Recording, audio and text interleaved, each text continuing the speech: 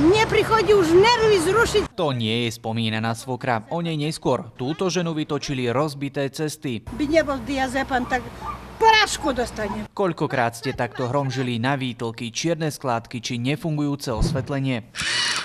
Odfotiť, napísať zo pár slov a priamo z mobilu odoslať. Nápravu pomôže zariadiť akási internetová žalobaba. Je to ako lúč, ktorý okamžite v úvodzovkách pošteklí správne miesta. Svetopluková 2, nesvieti lampa. Je to pre nás taká predĺžená ruka, pretože naši pracovníci nemôžu byť všade.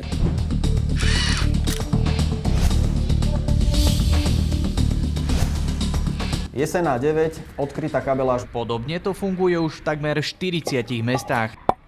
V Poprade za 2 mesiace dostali približne 70 podnetov a väčšinu vyriešili. A je to. Kategória svokra však neexistuje. Písateľ sa vynašiel a do sekcie nebezpečný terén zaslal takýto podnet. Doba je asi naozaj zlá, keď už aj lichotky vzbudzujú odmietavé reakcie. Človek pochváli pekné fúzy a hneď s ním dotyčná nehovorí. To boli úvodné slová. Keď už ste správa porúch v meste, nemohli by ste prísť opraviť moju svokru? A vaša odpoveď? Vami spomínané poruchy sú žiaľ nad možnosti aplikácie City Monitor, preto prajeme veľa trpezlivosti pri ich oprave. Marek Vnenčák, televízia Markíza.